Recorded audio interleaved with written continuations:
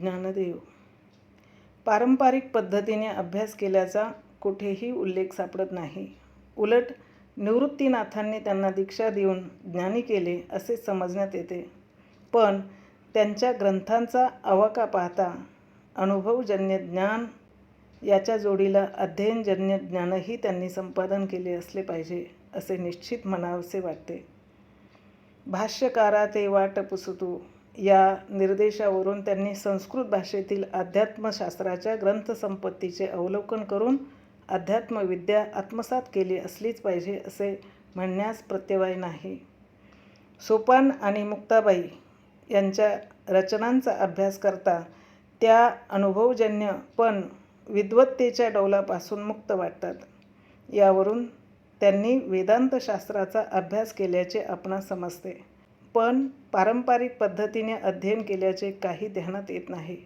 या उलट ज्ञानेश्वरीचा अभ्यास करीत असताना सांख्य, न्याय, वेदांत आदी षटशास्त्रांचा पूर्वाभ्यास नसेल तर ज्ञानेश्वरांचे ग्रंथ पूर्णतया समजणे दुरापास्त होते. यावरून ज्ञानेश्वर महाराजांच्या अध्ययनाची आणि अनुभवाची खोली किती आगाध होती याची जाणीव होते. यावरून ज्ञानेश्वर महाराज हे जिज्ञासायुक्त प्रगमनशील असलेल्या आत्म्याचे प्रतिनिधी ठरतात. काही जीव जन्मतःच सश्रद्ध अंतःकरण घेऊन येतात व त्यांचा मोक्षमार्गाकडील प्रवास गुरुवरील निष्ठेने सुगम होतो. या उलट काही जीव प्रयत्नशील आणि प्रयोगशील असतात आणि सत्य काय आहे हे स्वतःच्या बुद्धीने जाणून घेण्याची धडपड करीत असतात. त्यांना त्यांचे गुरु त्यांची ही प्रवृत्ती जाणून घेऊन बुद्धिजन्य शंकाची फेडणी करण्यासाठी बुद्धीच्याच मार्गाने प्रवास करण्यास लावतात. यो बुद्धे परतस्तु सह.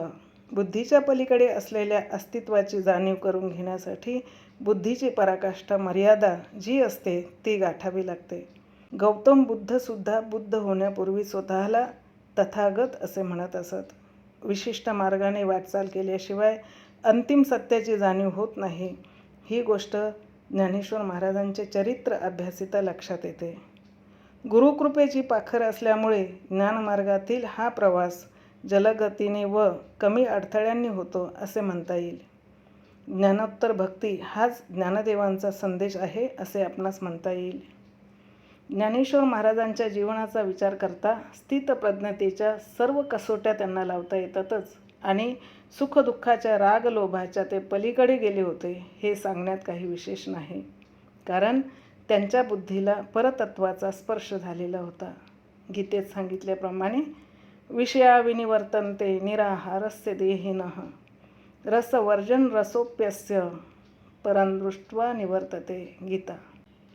परमतत्वाचे दर्शन झाले असल्याकारणाने ज्ञानेश्वर महाराजांचे सर्व जीवनच उजळून निघाले होते आणि त्यामुळे ज्ञानेश्वर किंवा ज्ञानदेव हे नाव उच्चारताच आसक्तिरहित जीवन कसे असू शकते याची तात्काळ जाणीव होते. केवळ बुद्धिविलास म्हणून जरी पाहिले तरी त्यांची वाङ्मय संपदा अलौकिक आहे. पण त्याचबरोबर त्यांनी जो वारकरी संप्रदाय प्रवर्तित केला त्यामध्ये त्यांचे अलौकिकत्व दिसून येते. भगवंताचे वर्णन परम कारुणिक किंवा करुणाकर या शब्दांनी नेहमी करण्यात येते. ही दोन्ही विशेषणे ज्ञानेश्वर महाराजांना यथार्थतेने लागू पडतात.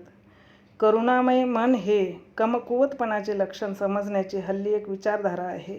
पण दुसऱ्याच्या दुःखाने दुःखित होऊन त्याला आपल्याबरोबर परमसुखाकडे घेऊन जाण्याची प्रवृत्ती असणे ही गोष्ट ज्ञानी माणसाला शक्य आहे. आणि म्हणून ज्ञानेश्वर महाराजांना माऊली म्हणून म्हणण्यामध्ये जगातील सर्व मांगल्य साठविले आहे यात काहीही संशय नाही. वस्तुगत ज्ञान आणि आत्मगत ज्ञान अशी ज्ञानाची हल्ली विभागणी केली जाते. प्राचीन परंपरेप्रमाणे सा विद्या या विमुक्तये. विमुक्तीला जी कारणीभूत होते तीच विद्या आणि त्या विद्येने प्राप्त होणारे तेच ज्ञान या बाबतीत खुद्द ज्ञानेश्वरांनी पुढील प्रमाणे म्हटले आहे. तरी परमात्मा ऐसे जे एक वस्तू असे ते जया दिसे ज्ञानास्तव. ज्ञानेश्वरी. ते एक वाचुनी आने जिये भवस्वर्गादी ज्ञाने ते अज्ञान ऐसे मने निश्चय करी. ज्ञानेश्वरी.